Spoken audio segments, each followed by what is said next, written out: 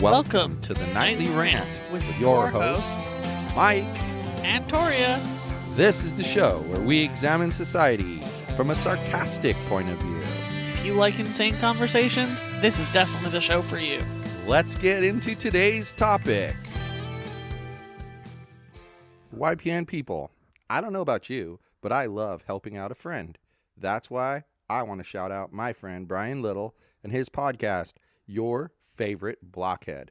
This is the only show that manages to weave together peanuts and MMA into one heck of an amazing podcast. You can find Your Favorite Blockhead wherever your favorite podcasts reside and at yourfavoriteblockhead.com. Do me a huge favor and listen to Brian's show. You'll be entertained and you'll help out a friend. Now, as I said, let's get into today's topic. So, I've been complaining that I get these calls from random numbers, and they're just random numbers. And then you pick up the phone, and it sounds like a live person telling you that they're from the Social Security Department, is how they put it. You've had a lot lately. But I get a lot of them, and at first I didn't really pay that much attention to what they were saying because you hear them, they say, well, we're calling because you recently applied, and I know I didn't recently apply for anything. So I'm like, so I literally have said to them before, I have not applied for anything, and then they just keep going. And I thought, well, it's either a bot or an idiot. I don't know what it is. Well, I finally figured out that it's a pre-recorded message, because what it literally says is, hi, I'm John Smith from the Social Security Department. Please press 1 to be removed from our call list. And then they go blah, blah, blah, blah, blah, blah, and they start talking.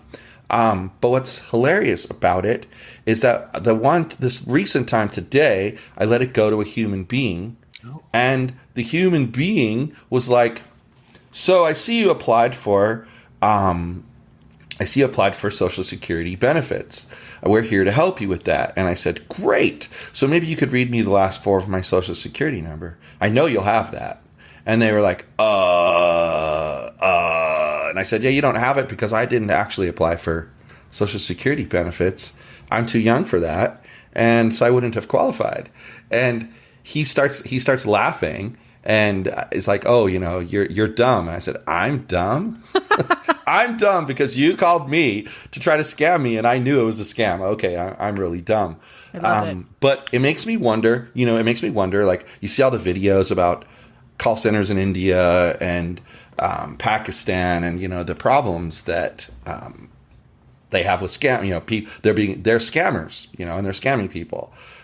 So today's guest can talk to this. Our guest today is Richard Blank. Been a hot minute since we had a guest. His journey in the call center space is filled with twists and turns.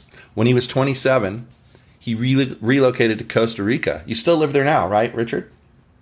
That is correct. 22 years, Mike. All right. He went there to train employees for one of the larger call centers in San Jose. There's a San Jose, Costa Rica? I didn't know that. Yeah, that's our capital. With a mix of motivational public speaking style backed by tactful and appropriate rhetoric, Richard shared his knowledge and trained over 10,000 bilingual telemarketers. That's a lot of people. Richard Blank has the largest collection of restored American pinball machines and antique Rockola jukeboxes in Central America, making gamification a strong part of the CCC culture. Richard Blank has been the Chief Executive Officer for Costa Rica's call center, CCC, since 2008. Mr. Blank holds a bachelor's degree in communication and Spanish from the University of Arizona and a certificate of language proficiency from the University of Sevilla, Spain. He's a keynote speaker for Philadelphia's Abington High School 68th National Honor Society induction ceremony. Giving back to Abington Senior High School is extremely important to Mr. Blank. As such, he endows a scholarship each year for students that plan on majoring in a world language at the university level. So welcome to the show, Richard. Mike, Toya, thank you so much for having me on the Nightly Rant. I cannot wait to shed some skin, let off some steam, and share with you on an amazing rant about call centers and telemarketers. Awesome. Well, what got you into call centers? Like how that's a strange thing, especially back in early 2000s to just jump into. A very good friend of mine owned a call center in Costa Rica and asked me to come down for a couple months to teach English. And, when you have that 1 in a million opportunity, you take it. And also, if you can get past your parents' guilt, you can live anywhere in the world. So I decided to take my chance. But I understand that, man. fell I in love with understand it. that. Everybody does, Toria. But, I really had this chance, and working at my friend's center, not at the C level, but as an agent, I really got to see the ups and the downs and the art of speech. And these agents were bilingual, so it really inspired me. And the next thing you know, a couple of years later, I decided to throw my hat in the ring, and here we are today, 14 years in business, 150 agents, and I'm really living a dream. That's why I know you can't see me, your audience, but I have a smile from ear to ear. I've never been happier. That's fantastic, I though. can confirm that. I moved from Canada to Las Vegas, so I get the parental guilt thing and the moving away and the all that kind of stuff. So it's a big deal when you move to a different country. Yeah, but everyone follows their dream, and there's a forced march, and you were brave enough to take it. Your intentions are honorable. It's not like you're getting in trouble. And but it's just wonderful when people are true to themselves. Well, and you're still there so many years later. So obviously, we're going to hear a success story for the most part. But you heard my opening, and you heard about the Social Security scam. Yes. We get a lot of these calls of various types. They're from Amazon. They're from Microsoft. They're from some antivirus company. Car warranty. How do the illegitimate call centers affect the legitimate call centers? It's an excellent question, Mike. And unfortunately, in almost every industry, there's always bad actors that give you black eyes and make it look bad. For myself, I refuse to work with sports books, casinos, stocks, pharmacies, or sweepstakes. It's a very strict Catholic country. You had mentioned 22 years being here that there's a happy ending to this. Well, it's because I follow the rules. And I'm a guest in this country, and I just want to make sure that I'm doing things to fulfill the agent's needs. But a lot of the times it has to do with governments lax rules. That's why you were mentioning a lot of these centers might be offshore, where they're in Middle East and Asia, like India and the Philippines and Pakistan. And so maybe the law doesn't come crashing down as hard as they do in other countries. Or I always see it like this. You could always earn $1. And it really has to go with the ethics of the individual making the call, because a call center could go out of business if nobody decides to show up and make the calls. So really, a lot of it has to do with the individual that is doing this. But they're very skilled. These are professional speakers. They have their rebuttals. Putting ethics aside, once again, they've mastered their craft. You, my friend, were astute enough to ask them certain questions just to put them on the spot. But it should never really have to go there. I believe that when you call into a company and you speak with a customer service representative, that's a completely different experience.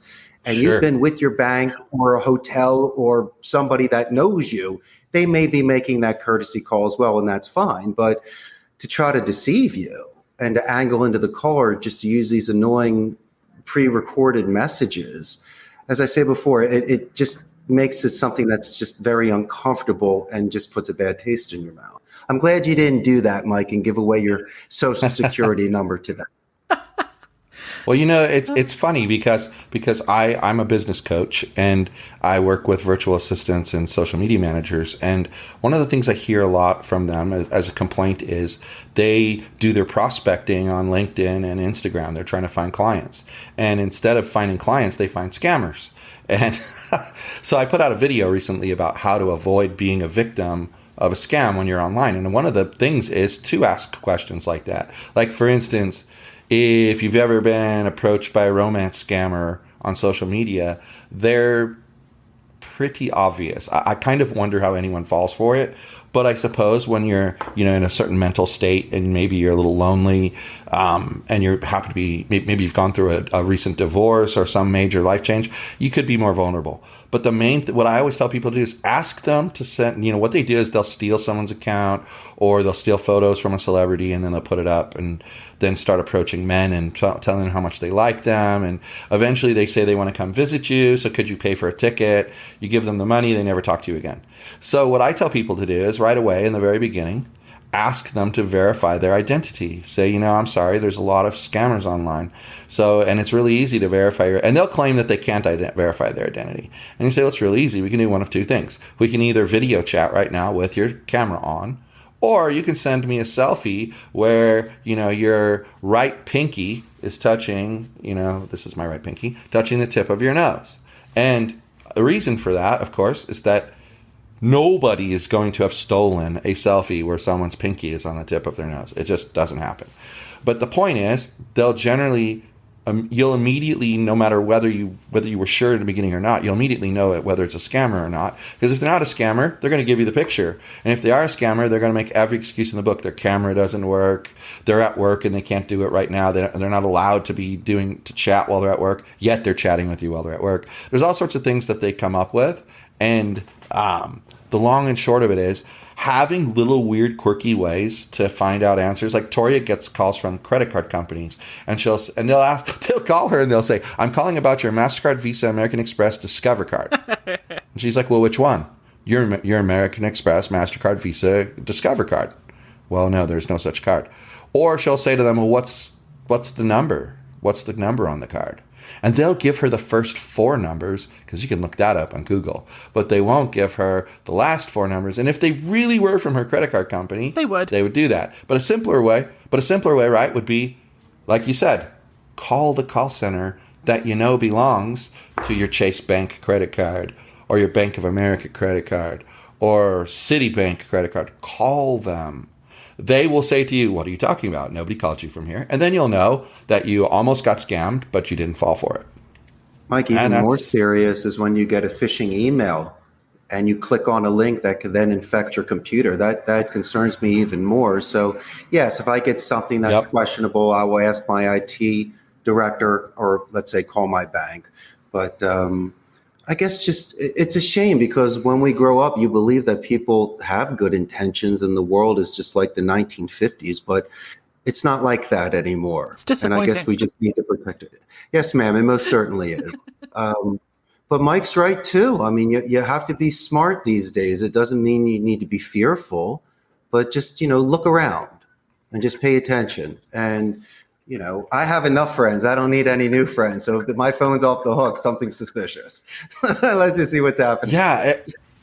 I can't tell you how many times I've told a scammer that online that I have enough friends. I don't need more friends, and they can't get it. But, you mentioned telemarketers. So obviously, as someone who's got a lot of experience with call centers, I'm sure you've got a lot of experience with telemarketers. So why is it that so many people cannot stand telemarketers, in your opinion? I think multiple reasons. I think first and foremost that they're not capable of doing it. And that's what upsets them. That's number one. Like people might hate someone that goes to the gym. I mean, or plays the violin or can cook. But I believe it's time and place because there have been certain phone calls where people are able to be very successful in prospecting a business.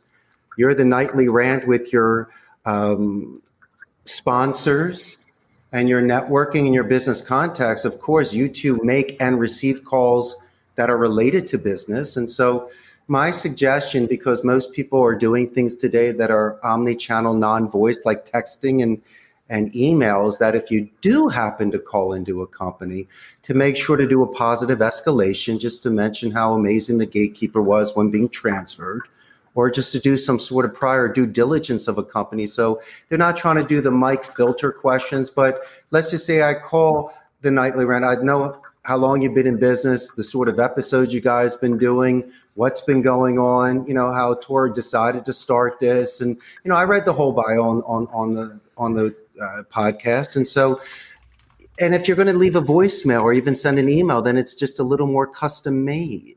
So if it's a second or third touch approach, Mike, at least I pass the filter to get the call back to show the credentials, and then we might even have a conversation. And so, and that's okay, as long as people understand barriers and parameters with people and understand your sort of protocol on how to communicate with you.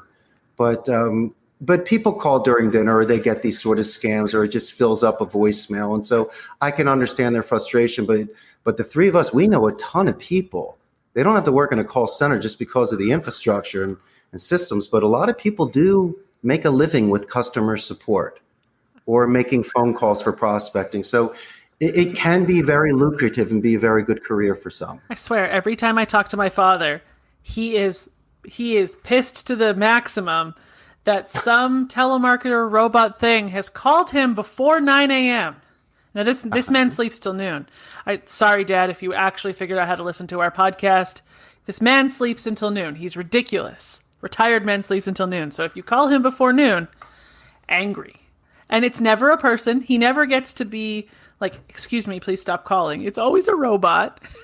It's his most infuriating thing.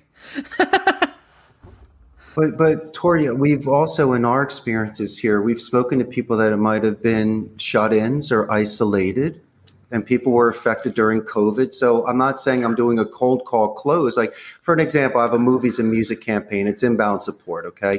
A lot of the people will call in and just want to speak with somebody and ask for the same agent, because sometimes the best conversations you have is with a stranger or with a bartender, because there's no judgment there and you can just get it out.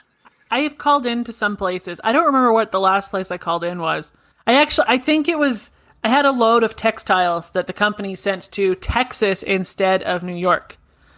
And I had to call in, and they were the nicest people. We had a chat for like a half hour, and they were in the Philippines. Wow. Oh. And I talked to them forever while they were figuring out my issue. We were just chit-chatting about random stuff. It was great. It was great. Did they resolve your issue, Tora? 100%. My textiles arrived very nicely in New York. Hey, there you go. Well, that's great. I have another question, if I may. Did you follow it up with a written or any sort of verbal compliment to the people that assisted you? They had a survey afterwards, and I definitely told the survey that their agent was fantastic. Really? Yeah. And so those are the sort of positive experience. It might be 1 out of 99, but at least you had it. Well, it gives me faith that not all customer support people over the phone are the worst. Some are definitely the worst, but that one was fantastic. Let me share something else as well, and thank you for sharing that. When people do come in here, I take their second language in a very delicate way, because these are young men and women that invested their time to learn a second language, and they're earning money off of that. So I'll not only work on their grammar, we'll discuss the thesaurus for their similes so they can expand their vocabulary, be more diplomatic and strategic. I will have them do a lot more active listening, because when you're speaking a second language, the intensity of your concentration is so much that you can only do it in certain little segments before you burn out. And I always believe that with this active listening and engagement, once again, like yourself and hopefully Mike one day, you guys have excellent experiences on the phone, because, as I say, these young men and women could earn more than doctors and attorneys here if they have the skill set. It strikes me that call centers everywhere need somebody like you who's giving them that kind of training, because it seems to me like the language barrier is probably where most of the issues lie. Like, they don't quite get the colloquialisms of Americans. And wonderful point. Yeah, I agree. I agree with that point entirely. And in fact, a lot of times I can tell what country the person is from when they're talking to me by how they pronounce my first name. They have a certain way, like Filipinos, when they're taught to be call center operators, they'll say Michael with like Michael. And if you think about it, Michael, to them, they're phonetically sounding out my name and making it sound that way. It's kind of interesting. But I had a question for you. I notice a lot of call centers are located offshore. Do you, as a call center located offshore, do you have to follow the privacy regulations of, say, the United States? So, like, we have a do not call registry. If you called me, and I take myself off, are you required by law to follow that, or do you just do it as a matter of moral positioning? That's an excellent question. My company's inscribed out of West Palm Beach, Florida. So my clients work with a company that follows all U.S. business and banking laws.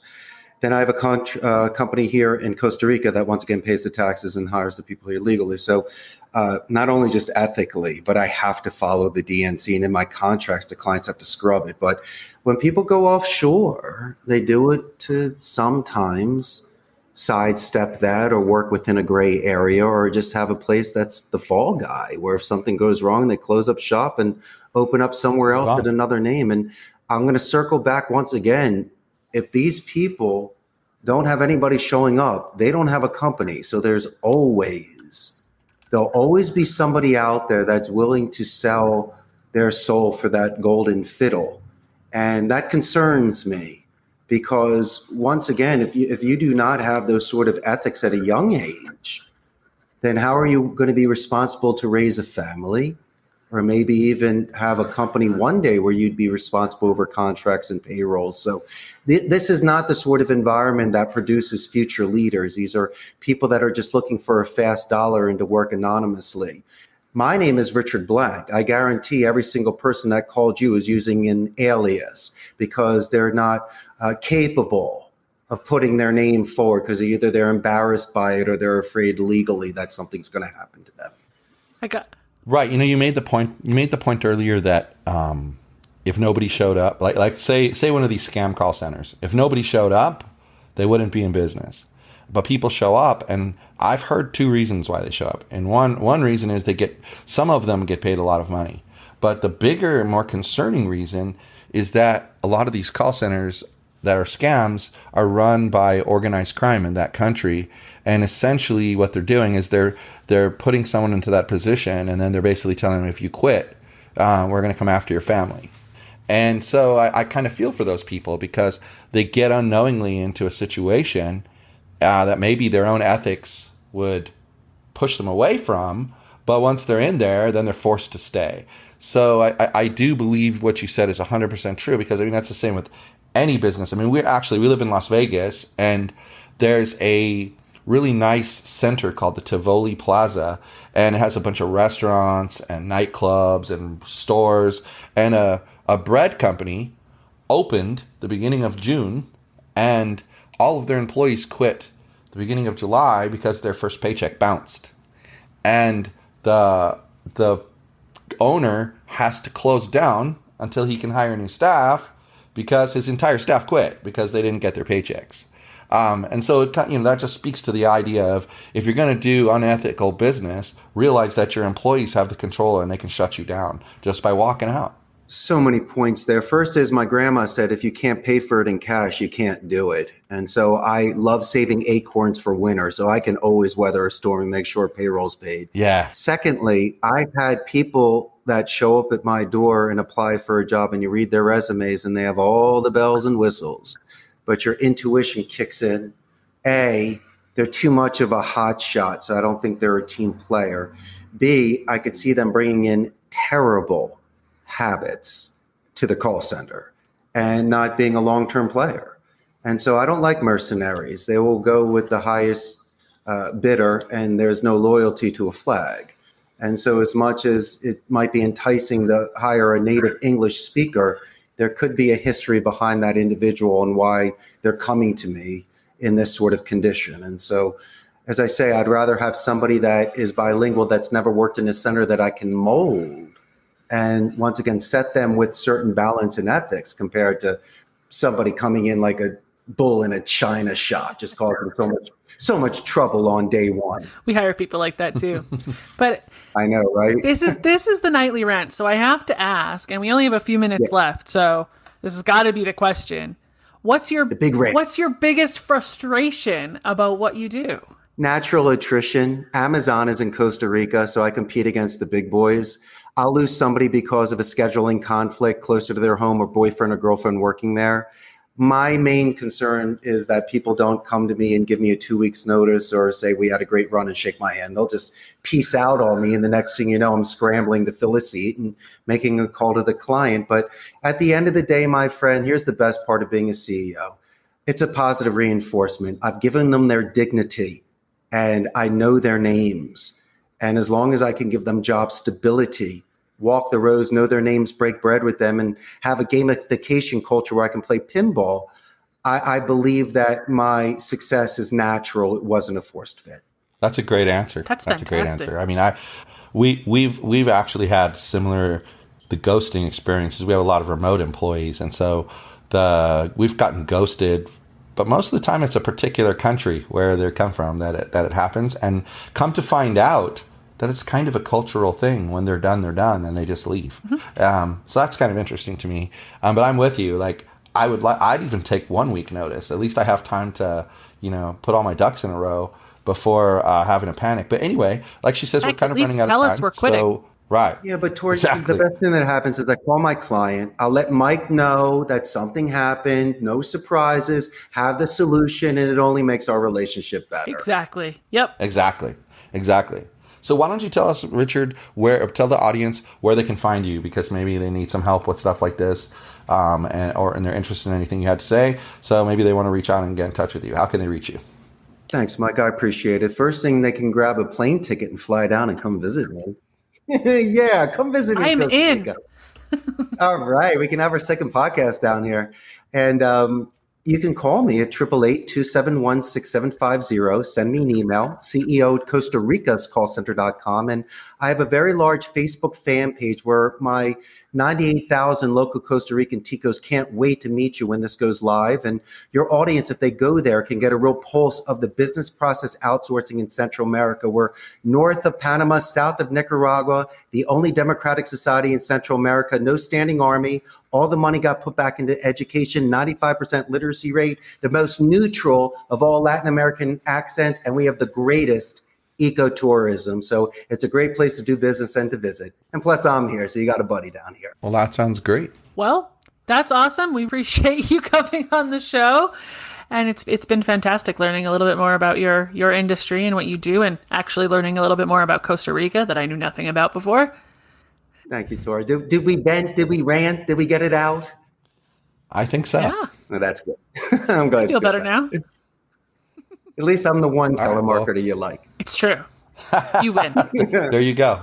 My list is short of the people I like, but there you go. You're over there.